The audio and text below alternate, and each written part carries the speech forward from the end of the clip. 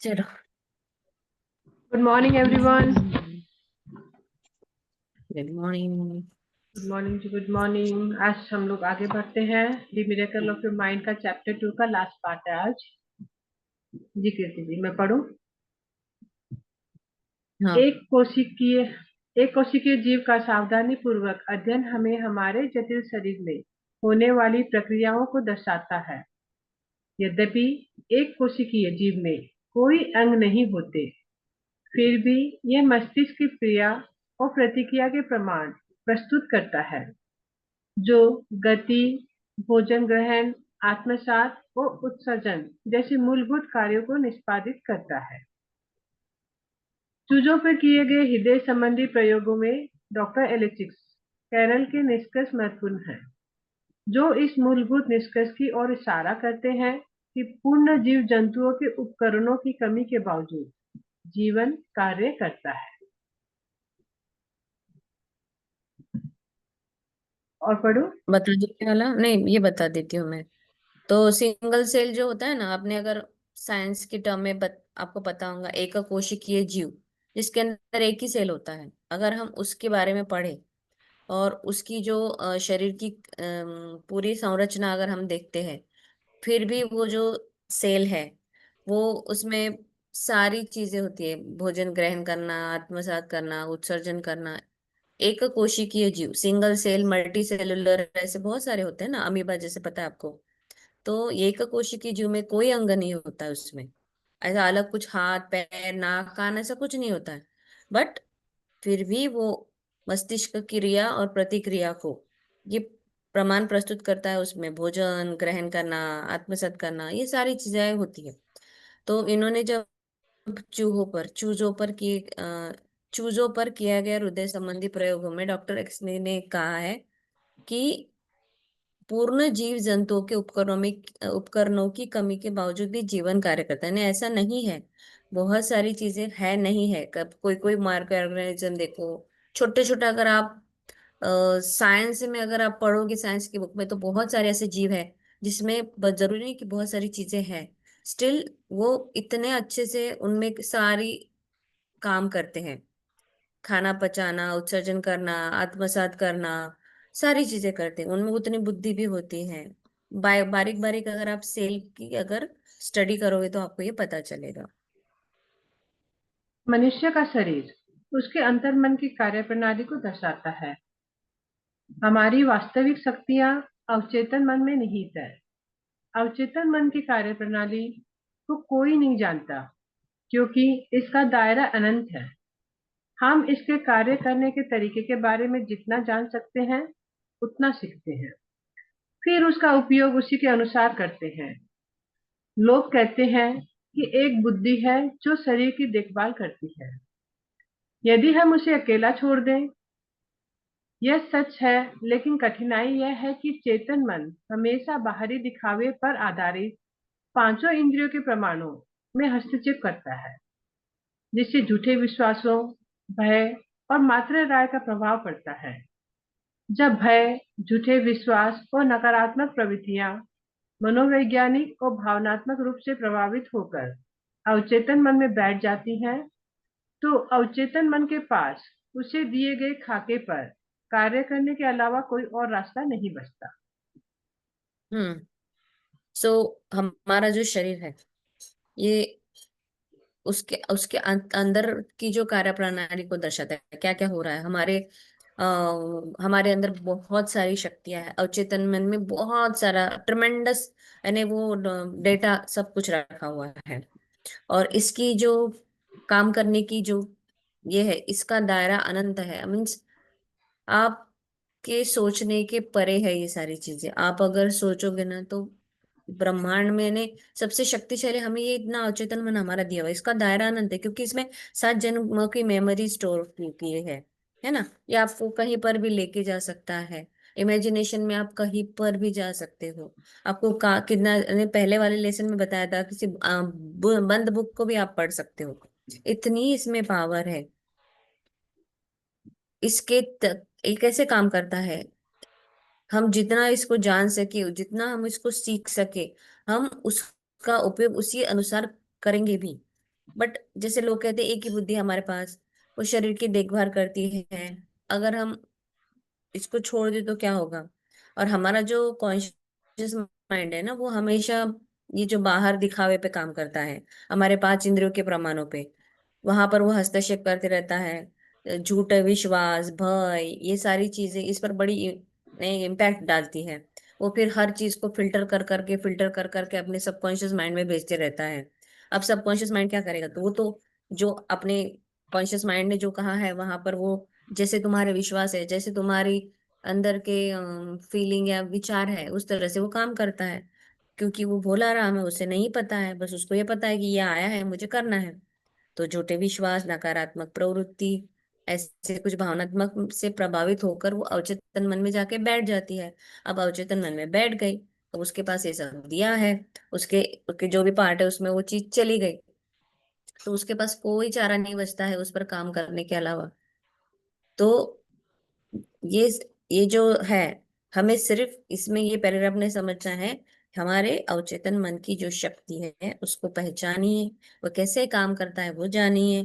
Conscious mind बाहरी दिखावे पर, बाहरी एक्सपीरियंस पे, बाहरी अनुभवों को आप पे ये करता है। सपोज किसी, कोई व्यक्ति है जो एक आध बिजनेस करने में पहली बार फेल हो चुका है, अब वो दूसरी बार सोचेगा यार मुझे और बिजनेस करना है, बट कॉन्शियस माइंड फिर से आएगा बीच में, टपकेगा, बोलेगा अरे लास्ट टाइम तो तूने ये बिजनेस किया था, तुझे तो बड़ा नुकसान हुआ था, देख तू अभी रिस्क मत ले, अभी ऐसा करेगा ना तो ऐसा हो सकता है।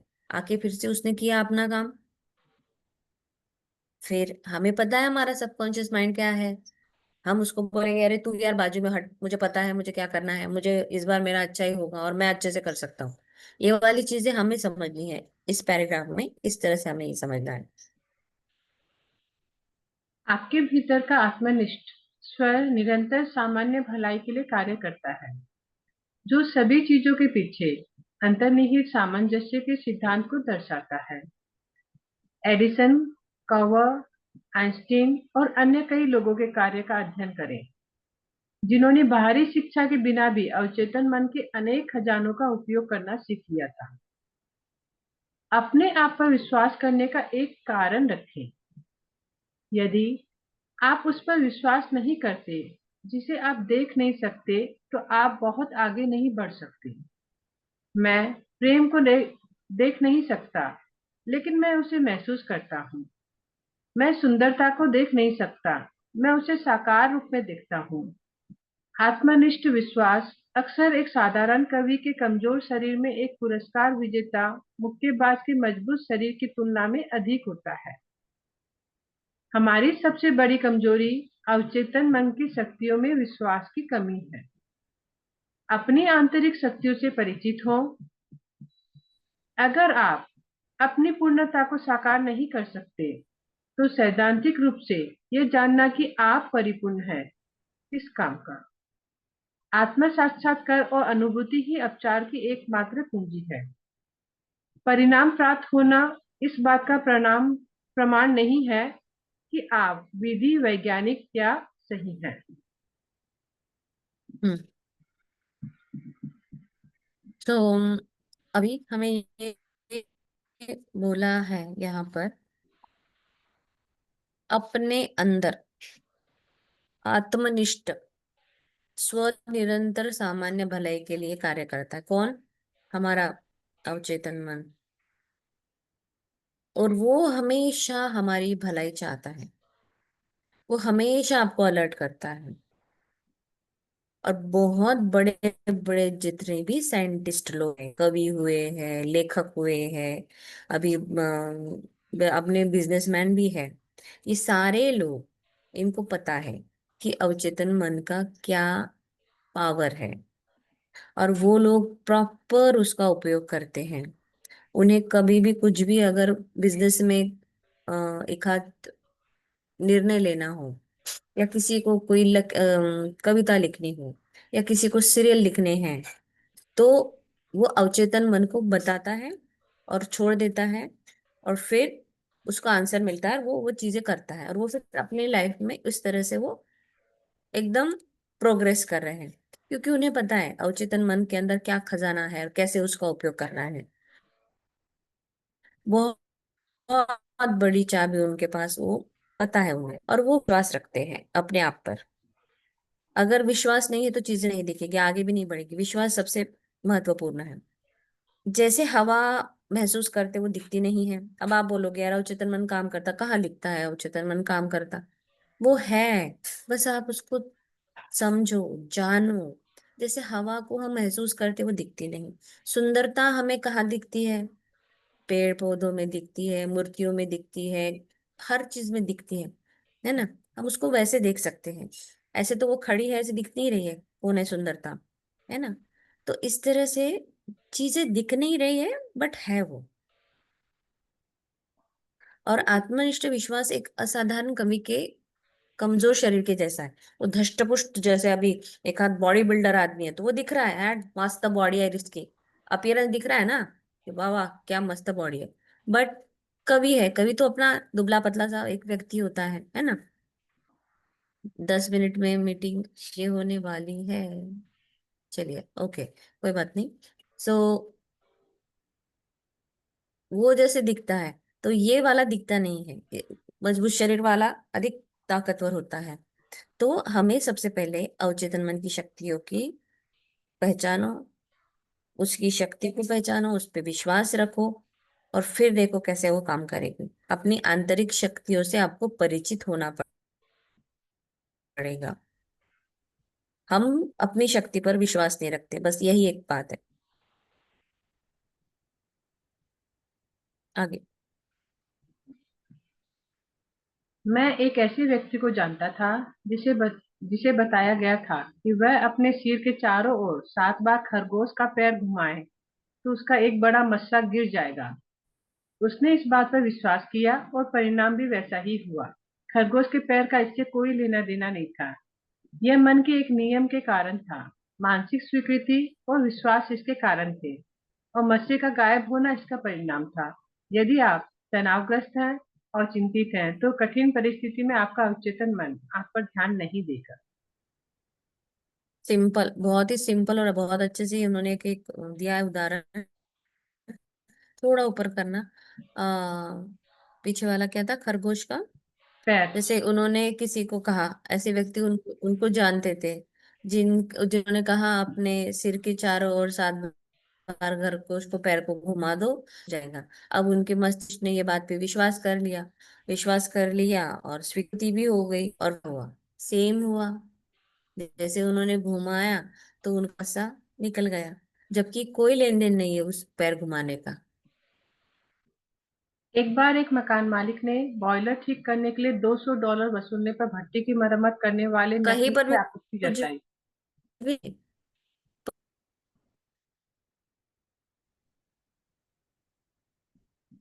M I audible? Hmm. Yes दीदी, आपका आवाज आ रहा है। ओके। यस यस यस, आ रहा है। हाँ, आ रहा है दीदी।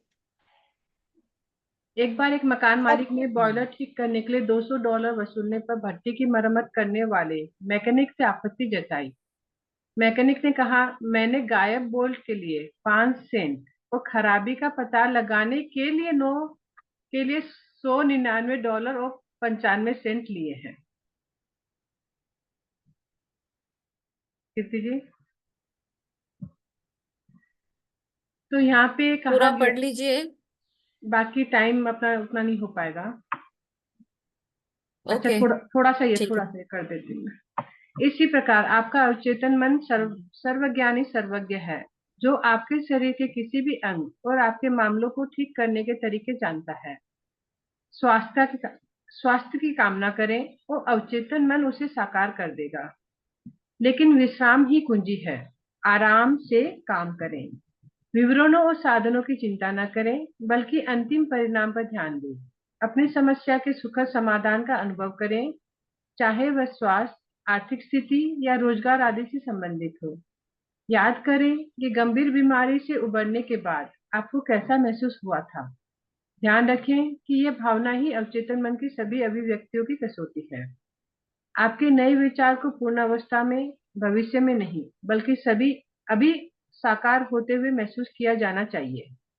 हमारे एक छात्र जिसने मन हम्म। के चमत्कारों पर हमारे व्याख्यानों में भाग लिया था, को आंखों की गंभीर समस्या थी, जिसके लिए डॉक्टर ने ऑपरेशन की आवश्यकता बताई। उसे नैन्सी स्कूल की तकनीक का उपयोग करने का निर्देश दिया गया।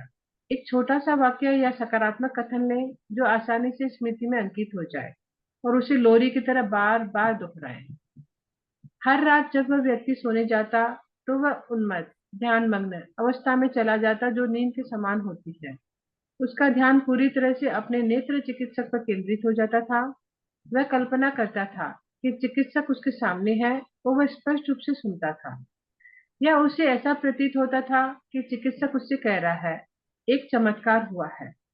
वह हर रात सोने से पहले लगभग 5 मिनट तक इसे बार बार सुनता था। 3 सप्ताह बाद वह उसी नेत्र विशेषज्ञ के पास गया जिसने पहले उसकी आंखों की जांच की थी, और उस विशेषज्ञ ने उससे कहा, यह एक चमत्कार है। क्या हुआ? उसने चिकित्सक को एक साधन के रूप में इस्तेमाल करते हुए उसके अवचेतन मन पर प्रभाव डाला। बार बार दोहराने, विश्वास और आशा के माध्यम से उसने अवचेतन मन को प्रभावित किया। अवचेतन मन ने आंखों का निर्माण किया। उसके भीतर एक आदर्श संरचना थी और उसने तुरंत आंखों को ठीक करना शुरू कर दिया। यह आपके मन के चमत्कारों का एक और उदाहरण है। सभी यस। को बता गुड। दें कि अभी ये 5 मिनट्स में अपने लोग की लॉग आउट होगी, तो हम लोग दोबारा ज्वाइन नहीं करेंगे, फिर बाकी हम लोग कल कर लेंगे ना प्रीति जी। हम्म। अब मैं यहाँ तक समझा देती हूँ जितना भी हुआ था। तो जिस तरह से आदमी रैबिट फूड जब उसने 7 टाइम्स उसके ऊपर से घुमाया, और उसका विश्वास था, उसने बिलीव कर लिया कि ये मैं करूंगा तो ये होगा। जैसे हम लोग बहुत बार कहीं जाते हो तो आप वहां का अंगारा ले आते हो, यानी भभूति बोलते हैं ना उसे। तो वो भभूति ले आते हैं और हम विश्वास कर लेते हैं कि ये लगाने से मैं ठीक हो जाऊंगी। और मैंने ऐसे बहुत सारे यहाँ पर तीर्थ स्थान है जहाँ पे वहां का पानी पीने से स्किन डिजीज ठीक हो जाते हैं, भभूति लगाने से हो जाते हैं, और सचमुच लोगों के हो रहे हैं। ऐसे होते हैं क्यों? क्योंकि अंदर से जो विश्वास है ना, अवचेतन मन में फिक्स्ड है कि यस, ये होगा, होगा यानी होगा। तो वो चीजें फिर वैसी वैसी होने भी लगे, उनको परिणाम भी दिखने लगे। उन्होंने उसमें वो नहीं लगाया, अपना दिमाग नहीं लगाया। यदि आप अगर बहुत ज्यादा टेंशन में हो, चिंतित हो, तो अवचेतन भी काम नहीं करेगा, वो ध्यान ही नहीं देगा। कोई चीज अगर आपकी गुम गई और आप बहुत टेंशन में हो, ढूंढोगे ढूंढोगे ढूंढोगे, वो चीज के सामने से भी आप हो जाओगे ना, तो आपको वो चीज हाथ में नहीं आएगी। और वही अगर आप शांत काम कूल रहोगे ना, तो वो चीज के पास तुरंत अपने आप ले जाएगी। एक मालिक जो था, बॉयलर ठीक करने के लिए, मरम्मत करने के लिए मैकेनिक है, ऐसा इतना थोड़ा पैसा लगता है। तो मैकेनिक ने कहा कि मैंने गायब बोल्ट के लिए 5 सेंट और खराबी पता करने के लिए एक इतने पैसे लिए हुए हैं। उसी प्रकार हमारा जो अवचेतन मन है वो सर्वज्ञानी है, सर्वज्ञ है। उसको सब पता है, कैसा अंग बना है, कौन सा पार्ट तुम्हारे शरीर का कैसा बना है, उसको कैसे ठीक करना है, सब जानता है वो। तो इसलिए अगर हमको अवचेतन मन को अगर आपको एक्टिवेट करना है, तो उसको आराम करो, शांत रहो, फिर उसके ऊपर आपको काम करके आपकी हर समस्या का समाधान आपको मिलेगा। आप घाई घाई गड़बड़ी में कुछ पूछोगे, वो आंसर नहीं देगा आपको। चाहे आपका बीमारी के बारे में, चाहे आर्थिक परिस्थिति के बारे में, चाहे रोजगार के बारे में, किसी के भी बारे में आप उसको पूछोगे, आपको वो बिल्कुल जवाब देगा। इसलिए रात को सोने से पहले, सुबह उठने के बाद अपने अवचेतन मन के साथ बात करे, उस पे काम करे, उसको अपना दोस्त बनाए, और सबसे बेस्ट दोस्त आपका वही है। बहुत सारे चमत्कार यहाँ पे उन्होंने बताए हुए हैं कि स्कूल की तकनीक उपयोग करने का निर्देश। हाँ, यहाँ पे सिंपल कहा था कि पॉजिटिव अफर्मेशन देना है, ताकि बार बार जब हम पॉजिटिव अफर्मेशन बोलते हैं तो पुराने जो रॉन्ग बिलीफ है वो निकल जाते हैं। यहाँ पे एक उदाहरण ये भी दिया है कि एक व्यक्ति जब रात को सोने जाता था तो ध्यान मस्त अवस्था में चला जाता था, जो नींद के समान होती थी, यानी अवचेतन मन में जब ध्यान में जाते हैं तो एक अच्छी नींद हो जाती है, ऐसा होता है। तो वो जो था अपने, जहां पर उसकी जो एक प्रॉब्लम थी वहां पे वो फोकस करता था कि उसकी आंखें ठीक हो गई है, और सच में चमत्कार हुआ। उसके जब डॉक्टर ने उसको चेक किया, उसकी आंखों की जांच की, तो उसकी आंखें पूरी तरह से ठीक हो चुकी थी। क्यों? क्योंकि उसने अवचेतन मन के साथ काम किया। जैसे जो डिस्पेंजा ने एक ही वाक्य कहा था, वो सेंटेंस याद करो कि मेरे ऑर्गन्स किसने बनाए मेरे मम्मी की पेट में जब मैं था। ऐसी तो कोई शक्ति है जिसने मेरे ऑर्गन बनाए, मेरे आंखें बनाए, मेरे कान बनाए, मेरे पैनक्रियास बनाए, मेरे लीवर बनाए, ये सब कुछ उसने किया है। तो फिर उसने अगर वो बनाया है तो उसको मालूम है। अब गाड़ी जो बनाता है, जैसे कार बनाने वाला है, कार बनाने वाले ने सब पार्ट बना दिए, और उसको ये भी पता है कि ये पार्ट अगर खराब होता है तो इसको ठीक कैसे करना। मैकेनिक को पता होता है सब चीजें।